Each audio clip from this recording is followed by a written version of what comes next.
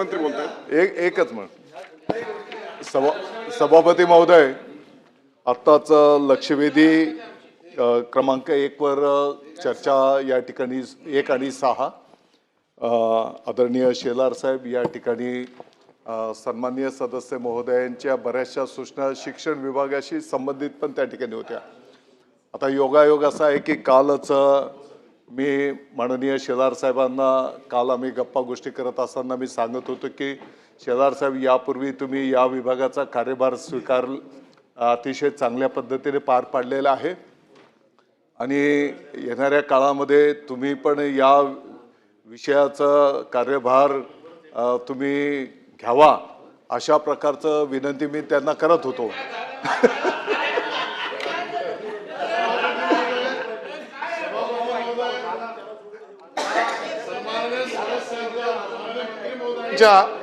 प्रेमामध्ये माझा ऊर भरून आलाय आणि म्हणून मी असं जाहीर करतो, मी बिन खात्याचा मंत्री मुख्यमंत्र्यांनी ठेवलं तरी चालेल, पण शिक्षण विभागाचा कार्यभार घ्यायला तयार नाही.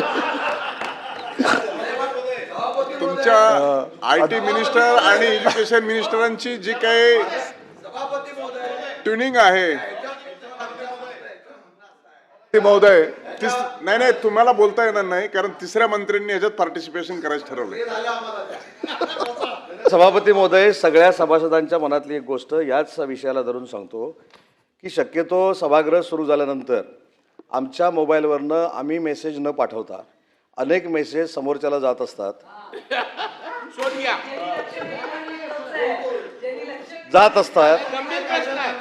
अशा व्यक्तीचा शोध या सभागृहातला झाला पाहिजे. त्याच्यावर कडक कारवाई झाली पाहिजे आणि अशी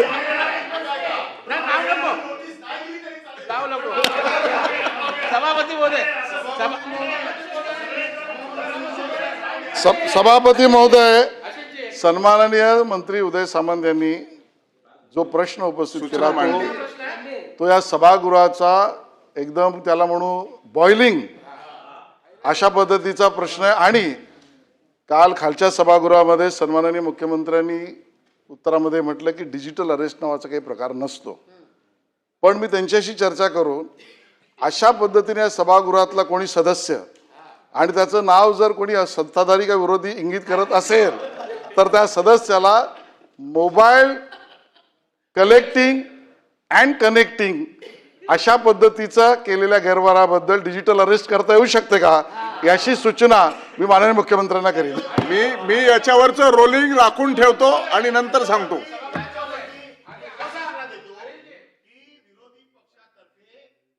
परवा शुक्रवारी अशासकीय विधेयक आणतो, शासनाने ते मंजूर करावं, म्हणजे याचा फैसला तो याच अधिवेशनात होऊन जाऊ दे. तर असे सभासद कोण आणणार असतील, कारण सभाप्रधा, तर तुम्ही जरा विचार करावा त्यांचा.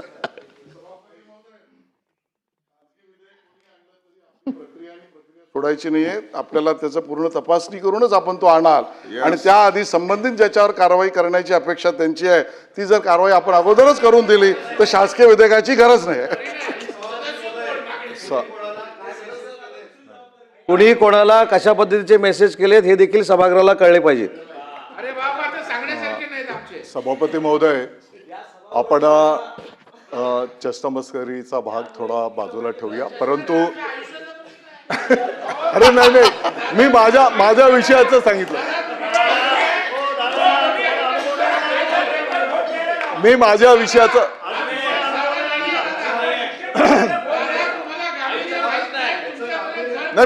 विषयाचं सांगितलं.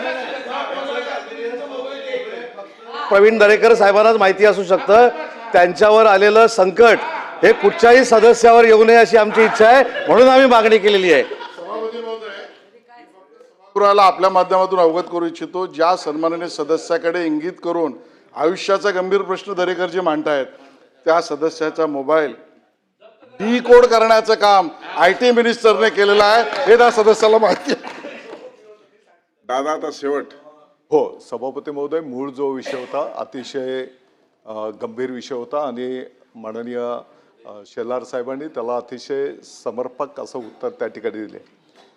सभापती महोदय, आपण पाहतो की अगदी